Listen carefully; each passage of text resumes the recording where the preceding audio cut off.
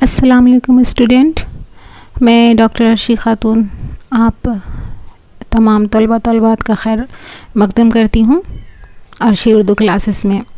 आप में से चंद तालिब इल्मों ने ये कहा था कि बीए पार्ट थर्ड का भी कुछ मैम आप पढ़ाइए। तो बीए पार्ट थर्ड में जो आप लोग को तारीख़ुल इस्लाम पढ़ना है तो उसके मुतालिक आज मैं आपको बताऊंगी। तारीख़ुल उम्मत पढ़ना है आप लोगों को। तो इसमें वॉल्यूम पहला और दूसरा ये किताब मौलाना असलम जयराजपुरी की लिखी हुई तारीख़ुल उम्मत। तो इसमें से आपको अहम वाक़यात पढ़ना है। सबसे पहले तो आपको आप सल्लल्लाहु अलैहि वसल्लम जो हमारे आखिरी नबी हैं तो उनकी मक्की ज़िंदगी, मदनी ज़िंदगी, ये तमाम चीज़ें पढ़ना और तमाम ग़ज़वात और फ़तह मक्का वगैरह ये तमाम चीज़ें पढ़नी हैं जो अहम हैं। तो आज हम आपको आप सल्लल्लाहु अलैहि वसल्लम की एक मक्की ज़िंदगी, विलादत और उनके जो वालिद और वालदा और दादा के मुतल्लिक कुछ अहम जानकारी देने की कोशिश करूँगी। तो आप लोग ज़रा गौर से सुनिएगा। कुरैश के सबसे बड़े सरदार अब्दुल मुत्तलिब थे। उनके कई नामवर बेटे थे, मसलन अबू तालिब, अब्दुल्ला, हमज़ा और अब्बास वगैरह। उन्होंने अपने बेटे अब्दुल्लाह का निकाह आमना बिन्त वहब के साथ किया, जो कुरैश के कबीले बनी ज़ुहरा की अज़ीज़ तरीन बेटी थी। निकाह के थोड़े दिनों बाद अब्दुल्ला ने तिजारत के लिए मक्का से शाम का सफ़र किया। इस नए सफ़र में मदीने के कबीले बनी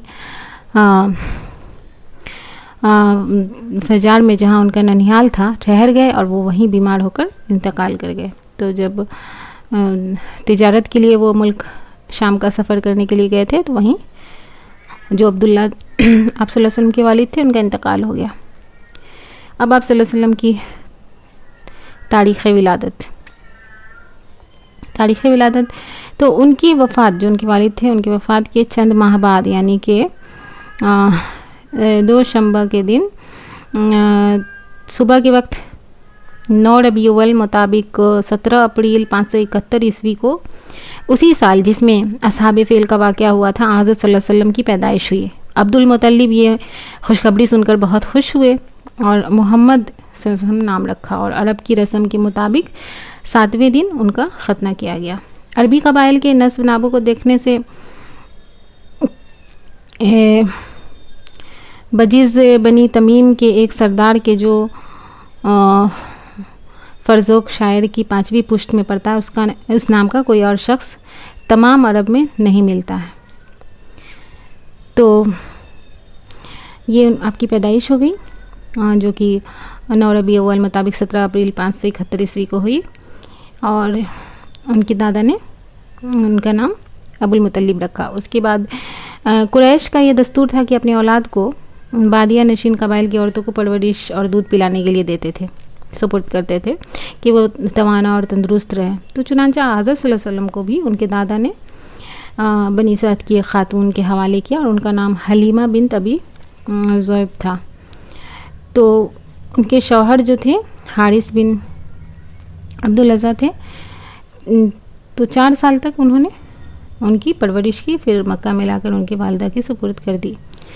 अब हम उनकी वालदा बीबी आमना और उनकी वफ़ात के बारे में जानेंगे। तो बीबी आमना जो थी, जब से हज़रत सल्लल्लाहु अलैहि वसल्लम के वालिद जो अब्दुल्ला मदीने में वफ़ात पाई थी, तो आपकी वालदा हर साल मक्का से उनकी ज़ियारत के लिए, उनकी कब्र की ज़ियारत के लिए जाया करती थी। उनके हमरा अबुल मुत्तलिब होते थे। हज़रत सल्लल्लाहु अलैहि वसल्लम की उम्र का 6ठा साल था कि आप सल्लल्लाहु अलैहि वसल्लम भी अपनी माँ और दादा के साथ मदीने गए। वापसी में रास्ते में ही आप सल्लल्लाहु अलैहि वसल्लम की वालदा बीमार होकर वफ़ात पाई और मकाम अबुआ में, जो मक्का और मदीने के दरमियान वाक़या है, वहीं मदफून हुई, वहीं उनको दफन किया गया।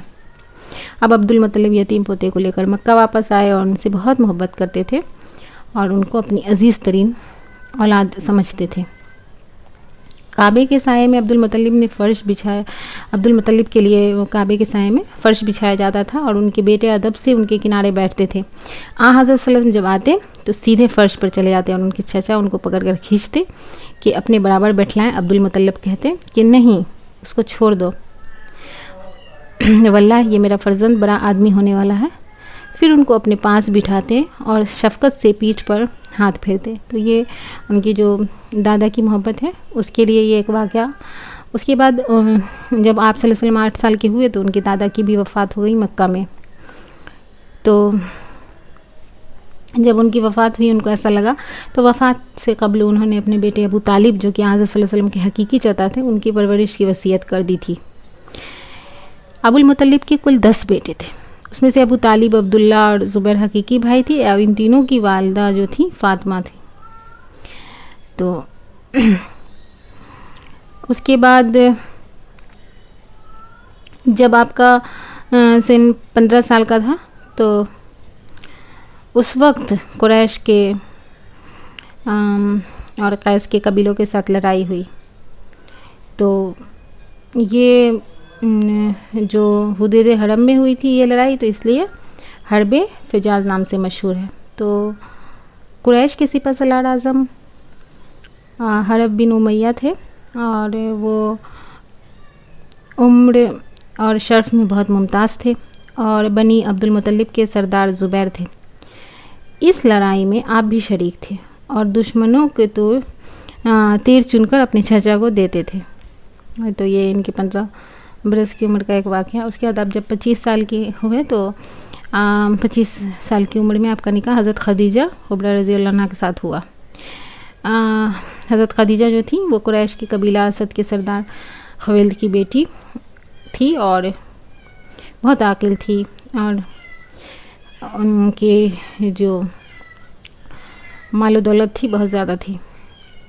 तो उनका एक दस्तूर था कि अपने तिजारती सामान किसी को अजीर मुकर्रर करके शाम और यमन के बाज़ारों में भेजा करती थी। तो हज़रत सल्लल्लाहु अलैहि वसल्लम चूँकि अमीन मशहूर थे, बहुत ईमान वाले थे, इसलिए दरख्वास्त की कि आप मेरे तिजारती माल को ले जाएं। आप सल्लल्लाहु अलैहि वसल्लम ने मंजूर फरमा लिया और मुल्क शाम में उनका माल लेकर गए और हज़रत खदीजा रज़ी अल्लाह अन्हा भी उनका ग़ुलाम जो था भी उनके हमरा था और वहाँ बहुत नफ़ा हुआ।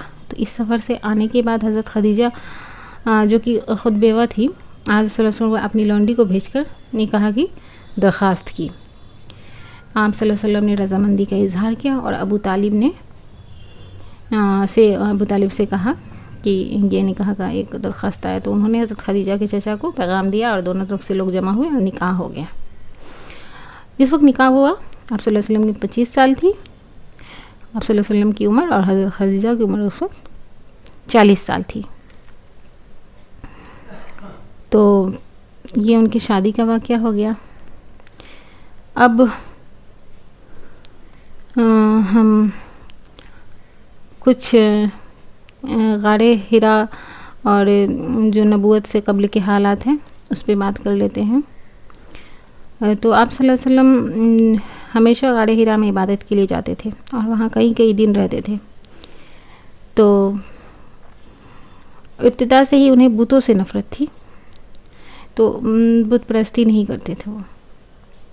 वो जो काबा जो मक्का में ये दस्तूर था कि वहाँ ज़बीह करके गोश्त खाते थे, बुतों पर चढ़ाए जाते थे। तो आप हमेशा सिर्फ काबे का तवाफ़ किया करते थे, हज किया करते थे। गाड़े हिरा में जो इबादत करते थे कि उसकी कैफियत तो मालूम नहीं हो सकी, गालिबन खालिक की सिफ़ात और मखलूक के हालात पर गौर फिक्र करते होंगे, लेकिन नबूवत से कबल हकीकत तक रिसाई हासिल नहीं हुई थी।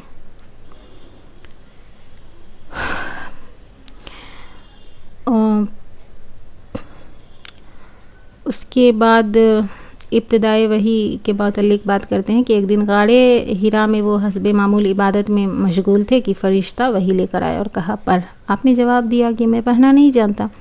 उसने पकड़कर अपने सीने से लगाकर ऐसा ज़ोर से दबाया कि आप बेहाल हो गए और फिर छोड़ दिया और कहा पढ़। आपने वही जवाब दिया। 3 बार इसी तरह हुआ। आखिर उसने कहा इक़रा बिस्मि रब्बिकल लज़ी खलक़ल इंसान मिन अलक़ इक़रा व रब्बुकल अकरम लज़ी अल्लम बिल क़लम अल्लमल इंसान मा लम यअलम। हज़रत सल्लल्लाहु अलैहि वसल्लम ने इन आयतों को दोहराया। फिर वो फ़रिश्ता चला गया। इन गैर मुतवक्का और अजीब व गरीब की हालत की वजह से आप खौफज़दा हो गए और वहीं से लरजते हुए घबराहट में घर आए, लेट गए और खदीजा से कहा मुझको चादर उड़ा दो। जब खौफ ज़्यादा रहा और तबीयत को सुकून हुआ तो खदीजा से इस कैफियत का इजहार किया। उन्होंने आपको तसल्ली दी और कहा कि आप नेकी करते हैं, सदका देते हैं, मिस्कीनों को खिलाते हैं और लोगों का बोझ उठाते हैं, अल्लाह ताला आपको ज़ाया नहीं करेगा। फिर वो अपने चचाजाद भाई वर्का बिन नौफिल के पास गईं जो ईसाई हो गए थे और आसमानी किताबें पढ़ा करते थे। उनसे ये सारा हाल बयान किया। वर्का ने कहा कि ये फ़रिश्ता जिसको मोहम्मद सल्लल्लाहु अलैहि वसल्लम ने देखा है नामूस अकबर है, यही मूसा अलैहिस्सलाम के पास आया करता था, ये यकीनत इस उम्मत के नबी होंगे। उनसे कहा कि उनसे कह दो कि साबित कदम रहे, उनकी कौम उनको झुटलाएगी, अजियत देगी और यहाँ से निकालेगी। मैं अगर उस दिन तक ज़िंदा रहूँगा तो ज़रूर उनकी मदद करूँगा।